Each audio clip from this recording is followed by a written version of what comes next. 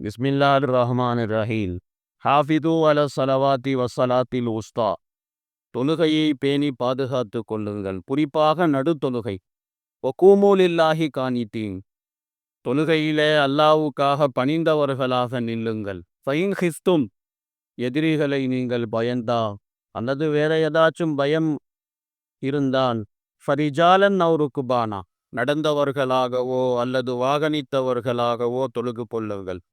ஃபைதா அமின்தும், அச்சம் தீர்ந்து விட்டால், பஸ்குருல்லாஹ கமா அல்லமக்கும் மாலம் தகூனு தாலமுன், நீங்கள் அறியாதவற்றை உங்களுக்கு அவன் கற்றுக் கொடுத்ததை போல அல்லாஹ்வை நினைவு கூறுங்கள் என்பதாக அல்லாஹ் தாலா கூறுகிறான்.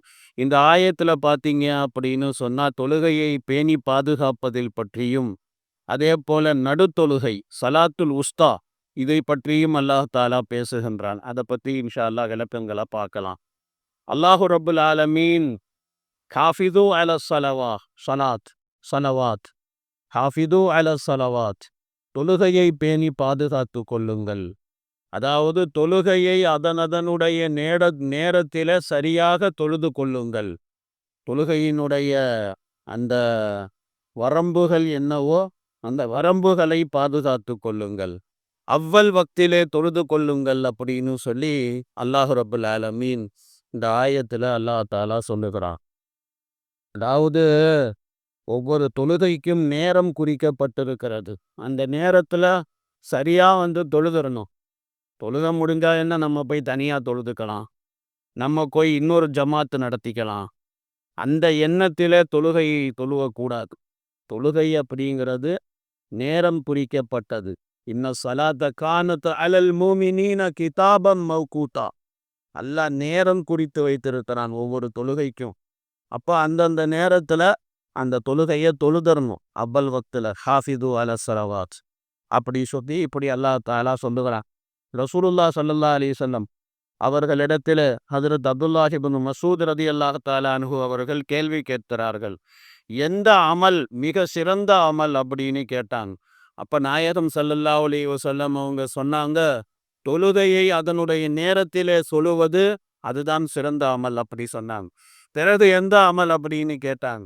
நாயன் ஸல்லல்லாஹு அலைஹி வஸல்லம் சொன்னாங்க, அல்லாஹ்வுடைய பாதையில ஜிஹாது செய்வது. பிறகு அவர் எந்த அமல் அப்படின்னு கேட்டார். பிறகு எந்த அமல் அப்படி? அப்போ நபி ஸல்லல்லாஹு அலைஹி வஸல்லம் அவங்க சொன்னாங்க, தாய் தகப்பனுக்கு உபகாரம் செய்வது அப்படின்னு சொல்லி ரசூலுல்லாஹி ஸல்லல்லாஹு அலைஹி வஸல்லம் சொன்னாங்க. ஹஜ்ரத் அப்துல்லாஹ் இப்னு மஸ்ஊத் அவர்கள் கூறுகிறார்கள், நான் அதுக்கு மேல ரசூலுல்லாஹ் கிட்ட ஒன்றும் கேட்கல. 3 கேள்வி தான் கேட்டேன். 3 கேள்விக்கு ரசூலுல்லாஹ் பதில் சொன்னாங்க.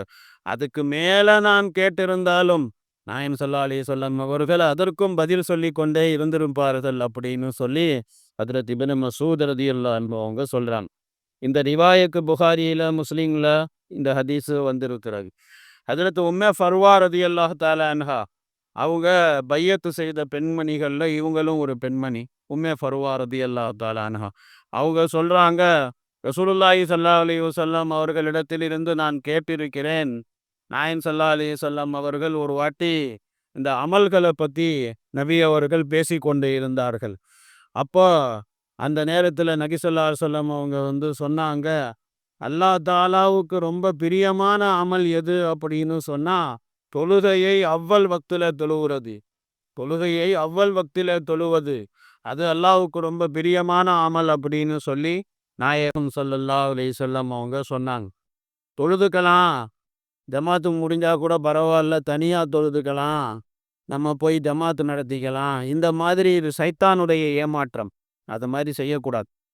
நாயகம் ஸல்லல்லாஹு அலைஹி வஸல்லம் தெளிவாக சொல்றாங்க, அவ்வல் வக்துல தொழுவுங்க. போய் இமாம் ஜமாத்தோட அவ்வல் வக்து என்னவோ அந்த அவ்வல் வக்துல தொழுதுக்கோ. இமாம் ஜமாத்தா தொழுவுறது தனியா தொழுவுறதை விட 27 மடங்கு நன்மை அதிகம். வர்கவு மார்ராக்கி, ஜமாத்தா தொழுவும்படியாக அல்லாஹ் ரப்புல் ஆலமீன் அந்த ஆயத்துல அல்லாஹ் ரப்புல் ஆலமீன் சொல்லி இருக்கிறான். இப்போ இந்த அறிவிப்பு இருக்கின்றதே, இமாம் திர்மிதி ரஹ்மத்துல்லாஹி அலைஹி அவர்கள் இந்த ஹதீஸினுடைய ஒரு ராவி உமரி அப்படின்னு சொல்லி இருக்கிறார். அவர் கைர கவி, அவர் உறுதியற்றவர் அப்படின்னு சொல்லி அவங்க சொல்றான் இமாம் திர்மிதி ரஹ்மத்துல்லாஹி அலைஹி. ஆனால் ஃபஸாயிலுடைய விஷயத்துல உறுதி இல்லாத அறிவிப்பாளராக இருந்தாலும் அவருடைய அறிவிப்பை எடுத்துக்கொள்ளலாம். அப்படி பார்த்தோம்னா அமல்களின் சிறப்புல அதிகமான ஹதீஸுகள் எல்லாமே லைஃபான ஹதீஸுகள் தான். அமல்களின் சிறப்புல ஜக்கரியா ரஹ்மத்துல்லாஹி அலைஹி எழுதலையா, அமல்களுடைய விஷயத்துல லைஃப் அதெல்லாம் பார்க்க வேண்டிய அவசியம் இல்லை. அமல் செய்யணும், அமல் செய்ய வேண்டியது அவ்வளோதான். அப்ப ஆக மொத்தத்தில் அல்லாஹ் ரப்புல் ஆலமீன் ஹாஃபிது அல ஸலவாத், தொழுகையை பேணி பாதுகாத்து கொள்ளுங்கள். வஸ்ஸலாத்தில் உஸ்தா, குறிப்பாக நடுத்தொழுகை அப்படின்னு வேற அல்லாஹ் சொல்றான். இந்த சலாத்துல் உஸ்கா எது, நடுத்தொழுகை அப்படிங்கிறது எது? இதுல நிறைய உலமாக்களினுடைய கருத்து வேற்றுமைகள் இருக்கிறது. சலஃபி உலமாக்கள், ஹலஃபி உலமாக்கள் நிறைய இது சம்பந்தமாக நிறைய கருத்துக்கள் சொல்லியிருக்கிறாங்க. சலாத்துல் உஸ்கா எந்த தொழுக அப்படிங்கிற விஷயத்துல நிறைய கருத்து பேதங்கள். ஹஜ்ரத் அலி ரதியல்லாஹு தஆலா அன்ஹு அவர்கள், ஹஜ்ரத் இப்னு அப்பாஸ் ரதியல்லாஹு தஆலா அன்ஹு அவர்கள் ஒரு வாட்டி சுபுஹுடைய தொழுகையை தொழுதாங்க. அந்த சுபுஹு தொழுகையில பார்த்தீங்க அப்படின்னு சொன்னா அவங்க கையை எடுத்து குனூத்து ஓதுனாங்க. ஷாஃபியாக்கள்கிட்ட இருக்குது சுபு தொழுகையில குனூத்து ஓதுறது. அவங்க அந்த சுபுஹு தொழுகையில கையெடுத்து குனூத்து ஓதுனாங்க. அல்லாஹும்ம ஹ்தினி ஃபீமன் ஹதைத் வஆஃபினி ஃபீமன் ஆஃபைத் வதவல்லனி ஃபீமன் தவல்லைத் வபாரிக் லீ ஃபீமா அதைத். குனூத்து ஓதுனாங்க. இது ஷாஃபியாக்கள்கிட்ட இருக்கிற குனூத்து. ஹனஃபியாக்கள்கிட்ட இந்த குனூத்து கிடையாது. ஹனஃபியாக்கள்கிட்ட நம்ம சலாத்துல் இத்ருல தொழுகக்கூடிய குனூத்து தான். அல்லாஹும்ம இன்னா நஸ்தஈனுக நஸ்தஃபிருக, அது நம்ம ஓதுற குனூத். இது ஷாஃபியாக்களுடைய குனூத்து. இப்போ ஹஜ்ரத் அலி அவர்களும் இப்னு அப்பாஸ் அவர்களும் சுபு தொழுகையில் இந்த குனூத்து ஓதுனாங்க. ஓதிட்டு பிறகு அவங்க சொன்னாங்களா, இதுதான் சலாத்துல் உஸ்தா. எந்த தொழுகையில் குனூத்து ஓத சொல்லி சொல்லப்பட்டதோ அந்த தொழுகைதான் சலாத்துல் உஸ்தா அப்படின்னு சொல்லிட்டு இந்த சஹாபாக்கள், 2 சஹாபிகளும், ஹஜ்ரத் இப்னு அப்பாஸ், ஹஜ்ரத் அலி ரலியல்லாஹு தஆலா அன்ஹுமா, இந்த 2 சஹாபிகளும் இந்த மாதிரி சொன்னாங்க. இன்னொரு அறிவிப்பிலே இருக்கிறது, இந்த சம்பவம் இருக்கின்றதே பஸ்ராவுடைய பள்ளிவாசலிலே நடந்த சம்பவம். அங்க பார்த்தீங்க அப்படின்னு சொன்னா இவங்க குனூத்து ருக்குவுக்கு முன்னாலேயே ஓதுனாங்களாம் அந்த குனூத்தை. ஷாஃபியாக்கள்கிட்ட குனூத்து எப்பன்னு சொன்னா ருக்குவுக்கு முன்னால கிடையாது, ருக்குவுக்கு பின்னால தான் அவங்கள்ட்ட குனூத். ருக்கு செஞ்சுட்டு ருக்குல இருந்து எழுந்திரிச்சிட்டு சமி அல்லாஹு லிமன் ஹமீதா அப்படின்னு எந்திரிச்சிட்டு அதுக்கப்புறம் தான் அவங்க குனூத் ஓதுவாங்க. அல்லாஹும்ம ஹ்தினி ஃபீமன் ஹதைத் வஆஃபினி ஃபீமன் ஆஃப். ஆனா இந்த குனூத் இவங்க ஓதுனது ருக்குவுக்கு முன்னாலேயே ஓதுனாங்க அப்படி சொல்லப்பட்டுவிட்டு. அபுல் ஆலியா ரஹ்மத்துல்லாஹி அலைஹி அவர்கள் சொல்லுகிறார்கள், பஸ்ராவுல நான் ஹஜ்ரத் அப்துல்லாஹ் இப்னு கைஸ் அவர்களுக்கு பின்னால் சுபுடைய தொழுகையை நான் தொழுதேன். பிறகு நான் ஒரு சஹாபியிடத்திலே கேட்டேன், இந்த சலாத்துல் உஸ்தானு குர்ஆன்ல சொல்லப்பட்டிருக்குதே, அது எந்த தொழுக அப்படின்னு கேட்டேன். அப்போ அவங்க சொன்னாங்க, இந்த சுபு தொழுகை தான் அப்படி சொல்லிட்டு அவங்க சொன்னாங்க. ஒரு ரிவாயத்தில் இருக்குது, நிறைய சஹாபா பெருமக்கள் அந்த சபையில இருந்தார்கள். அவங்க எல்லாரும் எதுக்காக சொன்னாங்க, சுபுஹு தொழுகை தான் சலாத்துல் உஸ்தா அப்படி சொல்லிட்டு அவங்க சொன்னாங்க.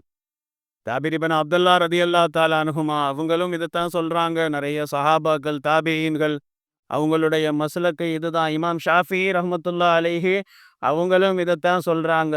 ஸோ அதனால தான் அவங்க கிட்ட பார்த்தீங்கன்னா ஷாஃபியாக்கள்கிட்ட காலையில் சுபுஹு தொழுகையில் அவங்க குனூத் ஓதுவாங்க. ருக்குவுக்கு அப்புறமேல குனூத் இருக்கிறது. இது ஒரு கருத்து.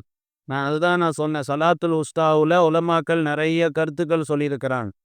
அதில் சலாத்துல் உஸ்தா அப்படிங்கிறது சுபுஹு தொழுகை தான் அப்படிங்கிறது இவங்களுடைய வாதம். சில உலமா பெருமக்கள் கூறுகிறார்கள், சலாத்துல் உஸ்தா அப்படிங்கிறது மக்ரிபுடைய தொழுகை என்பதாக சொல்லுகிறார்கள். ஏன்னா மக்ரிபுடைய தொழுகைக்கு முன்னால இருக்கிற தொழுகையும் பின்னால இருக்கிற தொழுகையும் 4 ரக்காத்து தொழுகை. அதாவது அசருடைய தொழுகை 4 ரக்காத்து தொழுகை, இஷாவுடைய தொழுகை அதுவும் 4 ரக்காத்து தொழுகை. பயணத்துடைய நேரத்தில் பார்த்தீங்கன்னா சஃபர்ல அந்த 2 தொழுகையும் கசுரு தொழுகை தான் தொழுவோம். அசர் தொழுகையும் 4 2ஆக்கி தொழுவோம், இஷா தொழுகையையும் 4 2ஆக்கி தான் தொழுவோம்.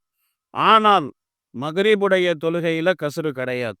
மக்ரிபுடைய தொழுகர் அது சலாத்துல் உஸ்தாங்கிறதுனால தான் அதில் கசுரு இல்லை அப்படி சொல்கிறாங்க சில உலமாக்கள். அதனால தான் 3ஆவே தொழுவக்கூடாது, 3 குறைக்கலாம் முடியாது, அது அப்படியே தான் தொழுவணும் அப்படி சொல்லி இப்படி உலமாக்கள் இது ஒரு காரணமாக சொல்லுகிறார்கள். மக்ரிபுக்கு அப்புறமேல 2 தொழுகைகள் இன்னொரு காரணம் சொல்றாங்க. மகரிபுக்கு அப்புறம் மேல 2 தொழுகைகள் இரவு தொழுகைகள். கிஷா தொழுக, பஜ்ர் தொழுக. அதே மாதிரி மகரிபுக்கு முன்னால அந்த 2 இஷாவுலையும் ஃபஜர்லையும் கிராத் ஓதி சத்தமாக கிராத் ஓதி தொழுகக்கூடிய தொழுகைகள். மகரிபுக்கு முன்னால இருக்கக்கூடிய 2 தொழுகைகள் அது நிசப்தமாக கிராத் ஓதக்கூடிய தொழுகைகள். லொஹர் தொழுக, அசர் தொழுக.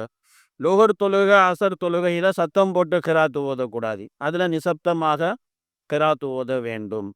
அதனால இந்த மகரிபு தொழுகைத்தான் சலாத்துல் உஸ்தா அப்படின்னு சொல்லி இப்படி சில உலமாக்கள் கூறுகிறார்கள். நிறைய கருத்துக்கள் இருக்குது இந்த சலாத்துல் உஸ்தாவை பத்தி. ஒன்று ஃபஜ்ர் தொழுக சொல்றாங்க, இன்னொன்று மகரிபு தொழுக சொல்றாங்க. இன்னொரு தரப்பு உலமா பெருமக்கள் அவங்க என்ன சொல்றாங்க அப்படின்னு சொன்னா, சலாத்துல் உஸ்தா என்பது லுகருடைய தொழுகை அப்படி சொல்லி சொல்றாங்க. ஒரு வாட்டி சில மக்கள் ஹஜ்ரத் ஸைத் இப்னு சாபித் ரலியல்லாஹு தஆலா அன்ஹு அவர்களினுடைய சபையில உட்கார்ந்து இருந்தாங்க. அங்க இந்த மசாயிலை பத்தி யாரோ கிளப்பி விட்டாங்க. சலாத்துல் உஸ்தானா என்னப்பா அப்படின்னு சொல்லி யாரோ கிளப்பி விட்டாங்க. அப்போ அந்த நேரத்துல ஒரு ஆளை அனுப்பி விட்டு ஹஜ்ரத் ஒசாமா ரலியல்லாஹு தஆலா அன்ஹு அவங்களிடத்துல விசாரிக்கப்பட்டுச்சு. சலாத்துல் உஸ்தானா எதுங்க அப்படின்னு கேட்கப்பட்டுச்சு. அப்போ ஹஜ்ரத் ஒசாமா ரலியல்லாஹு தஆலா அன்ஹு அவங்க சொன்னாங்க, சலாத்துல் உஸ்தாங்கிறது லுஹருடைய தொழுகை அப்படின்னு சொல்லி அவங்க சொன்னாங்க. பெருமானார் ஸல்லல்லாஹு அலைஹி வஸல்லம் அவர்கள் அவ்வல் வக்தில் அந்த தொழுகையை தொழுதிருக்கிறார்கள். தயாலிசியில இந்த ரிவாயத் இருக்கிறது. அதாவது ஸைத் இப்னு சாபித் ரலியல்லாஹு தஆலா அன்ஹு அவங்க சொல்றாங்க, அதாவது சஹாபா பெருமக்களுக்கு லொஹர் தொழுகையை விட பாரமான தொழுகை வேற எதுவும் இருந்தது கிடையாது. லொஹர் தொழுகை தொழுகிறதுல அவ்வளோ சிரமங்கள் இருந்துச்சு. அரபு நாட்டுடைய வெயில் ஒரு பக்கம், இன்னொரு பக்கம் பார்த்தீங்கன்னா கைலூலாவுடைய நேரம். அது கொஞ்ச நேரம் ஓய்வு எடுப்பாங்க. நம்மளுடைய கைலூலா இருக்கு பாருங்க, அது கைலூலாவே கிடையாது. நல்லா தின்னுபுட்டு தூங்குறது அது கைலூலா கிடையாது. அது சாப்பாட்டுக்கு முன்னால தூங்கணும், தூங்கிட்டு அப்புறமேல சாப்பிடணும், அதுதான் கைலூலா. அப்போ அந்த லுஹருடைய நேரம் அது கைலூலாவுடைய நேரமாக இருக்குது. அதனால சிரமம் வருது மக்கள். அதே மாதிரி சில பேர் வேலைகள்ல இருப்பாங்க, அதனால வர்றது சிரமம். அப்போ கொஞ்சம் சஃப்புகள் குறைஞ்சிச்சு தொழுகையில. அப்போ அல்லாஹ் தாலா தொழுகையை பேணி பாதுகாத்து கொள்ளுங்கள், ஹாஃபிது அல ஸலவாத், தொழுகையை பேணி பாதுகாத்து கொள்ளுங்கள்னாலே எல்லா தொழுகையும் அதுல கட்டுப்பட்டுருச்சு. அப்புறம் அல்லாஹ் வஸ்ஸலாத்தில் உஸ்தா, இந்த லொகரை பார்த்து தான் அல்லாஹ் சொன்னான், குறிப்பாக நடுத்தொழுகை அப்படின்னு. அப்படின்னா என்ன, எந்த தொழுகையுடைய நேரத்துல நீங்க கொஞ்சம் பெருசா நினைக்கிறது இல்லையோ அந்த தொழுகையையும் பேணி பாதுகாத்து கொள்ளுங்கள் அப்படின்னு சொல்லி இந்த மாதிரி அல்லாஹு ரப்புல் ஆலமீன் இறக்கினான் அப்படின்னு இவங்க ஸைத் இப்னு சாபித் ரலியல்லாஹு தஆலா அன்ஹு அவங்க சொல்றாங்க. இந்த மாதிரி ஹஜ்ரத் ஸைத் இப்னு சாபித் அவர்களினுடைய இன்னொரு ரிவாயத்தில் இருக்கிறது, குறைஷியினுடைய ஜமாத்தார்கள் 2 பேரை என்ன செஞ்சாங்க, ரசூலுல்லாஹ்ட்ட அனுப்புனாங்க இதே கேள்வியை கேட்கறதுக்காக வேண்டி. அப்போ நாயகம் ஸல்லல்லாஹு அலைஹி வஸல்லம் அவர்கள் அவங்கள்ட்ட என்ன பதில் சொன்னாங்க அப்படின்னு சொன்னா, அது அசர் தொழுகைன்னு சொன்னாங்க. இப்போ லொகரு முடிஞ்சு போச்சு. லொகரை பத்தி நான் உங்களுக்கு விளக்கம் சொல்லிட்டேன். ஃபஜ்ருன்னு சொல்லியிருக்கிறாங்க ஒரு சில பேர் அதை மகரிபுன்னு சொன்னாங்க, ஒரு சில பேர் லொகருன்னு சொன்னாங்க. இப்போ அசருன்னு சொல்லியும் கருத்துக்கள் இருக்கிறது. அதை பத்தி சொல்றேன். அதாவது குறைஷிகளுடைய ஒரு ஜமாத் 2 பேரை அனுப்பி விட்டாங்க ரசூலுல்லாஹ்ட்ட இந்த கேள்வியை கேட்கிற. அப்போ நாயகம் ஸல்லல்லாஹு அலைஹி வஸல்லம் அதற்கு பதில் சொன்னாங்க, அசருடைய கொள்கை அப்படின்னு சொல்லி பெருமானார் ஸல்லல்லாஹு அலைஹி வஸல்லம் அவங்க சொன்னாங்க. பெருமானார் ஸல்லல்லாஹு அலைஹி வஸல்லம் அவங்க சொன்னாங்க, அந்த அந்த ஆளுங்க மறுபடியும் 2 பேரை அனுப்பி விட்டு மறுபடியும் கேட்டாங்க, சலாத்துல் உஸ்தானா எந்த தொழுகை அப்படி சொல்லி. அப்போ நாயகம் ஸல்லல்லாஹு அலைஹி வஸல்லம் அவங்க லொஹர் தொழுகை அப்படி, அசர் தொழுகையும் சொன்னாங்க, லொஹர் தொழுகையும் சொன்னாங்க. பிறகு அந்த 2 பேரும் என்ன பண்ணாங்க, அது ஒசாமா ரலியல்லாஹு தஆலா அன்ஹு அவங்களிடத்துல அவங்கள்ட்ட கேட்டாங்க, என்னங்க நாயகம் அசருன்னு சொல்றாங்க, லொஹருன்னு சொல்றாங்க, என்ன அது? அவங்க சொன்னாங்க, லொஹருடைய தொழுகை தான். அதாவது சூரியனுடைய உச்சியில இருந்து அந்த உச்சியிலிருந்து சூரியன் சாஞ்சதுக்கு அப்புறமேல தொழுவக்கூடிய தொழுகை தான் லொஹருடைய தொழுகை. அந்த நேரத்துல தான் சஹாபாக்கள் தொழுகையில கொஞ்சம் கம்மியாக இருப்பாங்க, எல்லாம் வேலையில் அவங்கவுங்க இருப்பாங்க.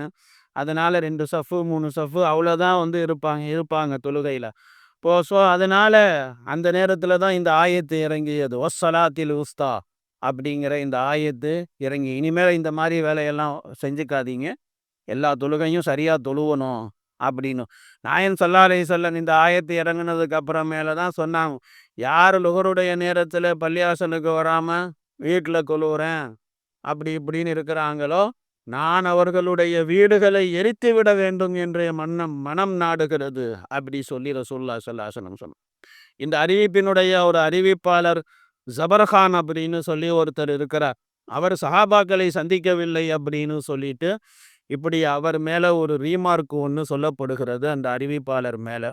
ஆனால் ஹஜ்ரத் ஸைத் ரலியல்லாஹு தஆலா அன்ஹு அவர்களின் மூலமாக நிறைய ரிவாயத்துகள் இது சம்பந்தமாக வந்திருக்கிறது. அதாவது சலாத்துல் உஸ்தா என்று சொன்னால் அது லுஹருடைய தொழுகைதான் அப்படின்னு சொல்லி மர்ஃபுவான ஹதீஸிலேயும் இது இடம்பெற்றிருக்கிறது.